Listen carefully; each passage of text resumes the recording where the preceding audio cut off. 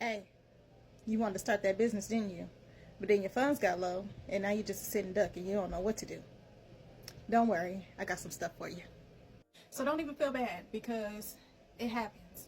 And actually, I'm in that position right now. Like, I finished my business plan and funds got a little tight. So now I was just sitting trying to figure out what I can do until I get back on track financially to where I can put money towards my business. Like, I still have to do my LLC, my EIN, but the EIN is free, so I can do that anytime.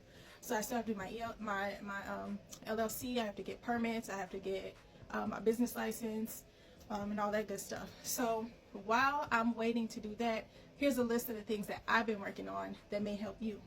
The first thing I did was I went to my county's business office and I gathered all the information I need that I'm going to need when I'm ready to apply for my business license and apply for the permits that I'm going to need.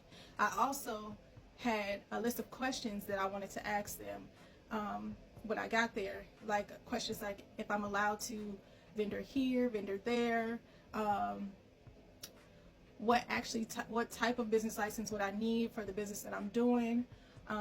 Just those are just some examples of the questions that you can make sure you have ready before you even go down to your county's business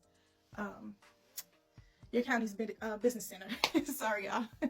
So another thing is your county business center will have a list of the things that you need in order to apply for your permits and your business license. So make sure you get that. So when you do get your funds ready and you're ready to apply for your business license, you have all the documents that they require in order to get your business license.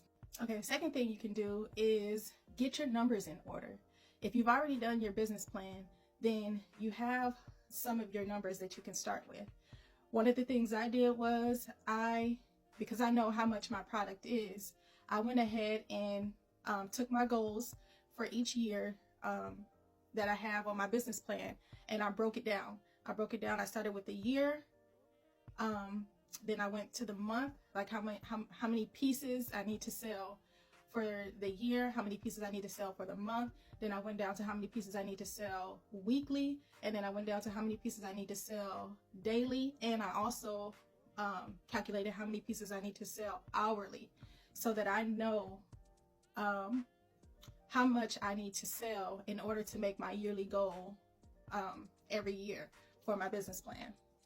And since I mentioned business plan, if you don't have your business plan, get started. Most people say do a 5-year business plan, but I did mine from the experience of my past businesses. I did mine for 3 years, and then after every 3 years, I'll go back and revisit and adjust and add as needed. All right, so the fourth thing you can do is create your brand. Work on building your brand's identity. That can go from choosing your brand colors, choosing your brand elements, and I'll give you an example of what brand elements are somewhere around here on this screen. You'll see what I mean by that.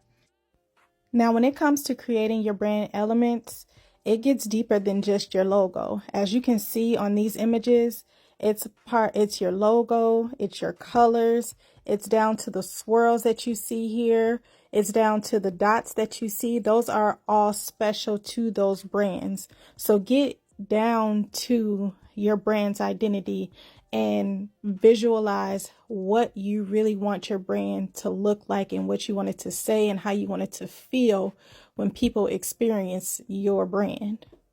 Make sure you lock in your brand fonts, your packaging, your labels, your slogans. If you're a restaurant, create your menu.